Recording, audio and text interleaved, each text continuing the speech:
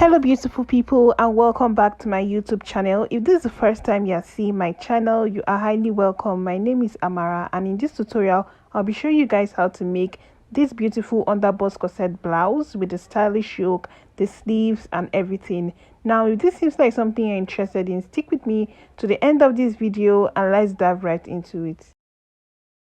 We already drafted out the pattern for this blouse in the previous tutorial, as you can see here. If you haven't seen that, just the last tutorial I posted on my channel, so you can quickly go see how to draft this out. It's very easy. Starting with the front part of this blouse, I'm just going to be unpinning my pattern paper from the main fabric, and as you can see, I have my lining also cut out here. The first part we'll be sewing will be this bustier part. Okay, so this is my center front and I have my sides here.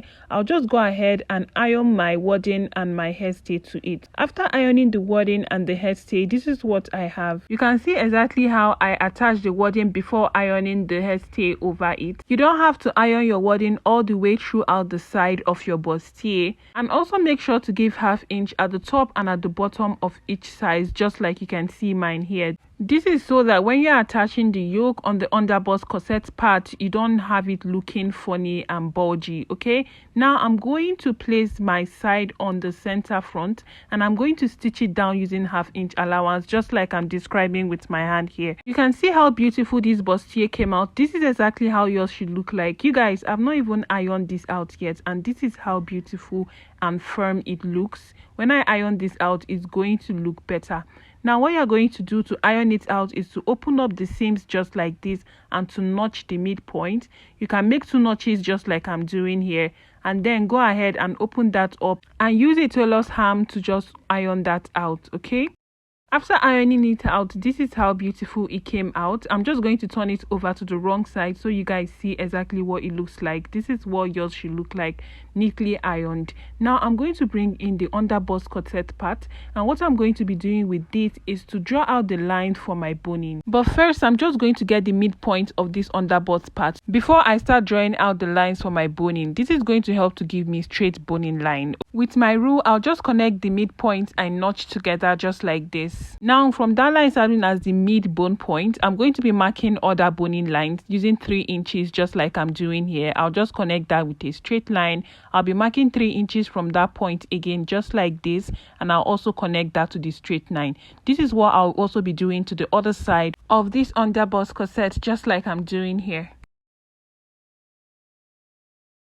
After doing that, I'm going to be using this Ankara fabric to create channel for my boning, and here I have 1¼ inch. You can use 1 inch, and the first thing I'll be doing is to make this fabric into a bias just like I'm doing here. I'm just going to fold in the both sides by a few inches and iron it out to look like this. After ironing it out to form a bias, this is what I have, and this is what yours should look like. Okay, now I'm going to be stitching this down on each of these boning line I drew out on my fabric. Now you'll be doing this normally how you would do a bias. I'll just open it up from the inside and I'm going to place it on the line just like you see me doing here, and I'm going to stitch it down all the way to the end of the line just like you see me doing here. After making that first stitch, now we are going to fold in this other part like this and fold it back like this just like you see me do, and I'm going to make a stitch on this part all the way to the length of this line. After doing that, I'm just going to trim out this bias, and what I'll be doing now is to stitch down this other side of the boning channel just to secure it in place. I'll be repeating this on all the other lines that I drew out for my boning. After stitching down my channel or all the other sides of my boning, this is what I have. Bringing in the bustier part, I'm going to place it right side facing each other just like this, and also make sure that you notch the midpoint of your bustier and the midpoint of your underbust. Now go ahead and stitch this down using ½ inch stitching allowance. After doing that, this is how it came out. This is what yours should look like, and don't forget you also be doing the same thing that you did to your main fabric to your lining. To finish up the front part of our underbust corset blouse, we are going to bring in the yoke just like this, and what I'll be doing to the yoke is I'm going to be attaching this bias also to the yoke. This is what I want to do to my yoke because I want it to have a little bit of design on it, so I'm just going to do exactly the same thing I did while stitching down the channels for the boning.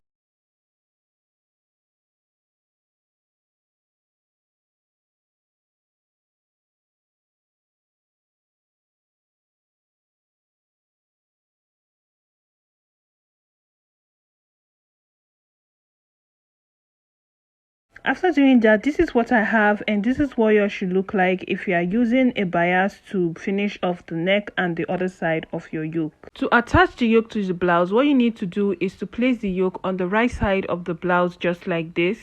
You can see what I'm doing there. I'm attaching the yoke close to the armhole of the main bustier, just like this. Now go ahead and pin this down. Now what I'm going to do is to bring in my lining, and I'm going to place the lining the right size facing the main fabric, and I'm going to make sure that the midpoints are together, and I'll stitch this down using 1/2 inch stitching allowance. After attaching the yoke to the blouse, make sure you give it a good press. Okay, now this is what I have here. I'll be attaching the boning to the channels I created earlier, just like you see me doing here. After inserting the boning, I'm going to make sure that it is 1/2 inch shorter than the main channel, so that when you are stitching down the main fabric with the lining, it won't be a problem. Okay, make sure it is 1/2 inch shorter inside. Now I'll be inserting my boning to all the other channels I created. After inserting all my bonings, I'll turn it back to the wrong side, just like this. And what I'll be doing now is to stitch down the bottom part using 1/2 inch stitching allowance, and then stitch down the sides using 1/2 inch stitching allowance. Then I'll turn it out through the armhole. For the back of the blouse, we will be repeating the same thing we did to the front of the blouse. Okay, to the lace, I'm going to be finishing the lace using my bias at the neckline and the other side of the lace, and then I'll place it on the right side of the back piece, just like this, and I'm going to use my lining to cover it. Then I'm going to stitch down at the top using 1/2 inch, then I'll stitch down at the bottom using 1/2 inch, and the sides using 1/2 inch. After doing that, this is what I have here, and this is pretty easy. Now you can go ahead and insert your zipper. You know, we use a 1.5 inch zipper allowance. Use what you used for yourself. Now I'm going to bring down in the front piece, and I'm going to place it with the back piece right sides facing each other. And what I'm going to be doing now is to join it at the shoulder using 1/2 inch stitching allowance on both sides. After stitching it down, this is what I have here. I have the back and the front of my blouse connected together. Now also, do not forget to stitch down your dart at the back of your blouse.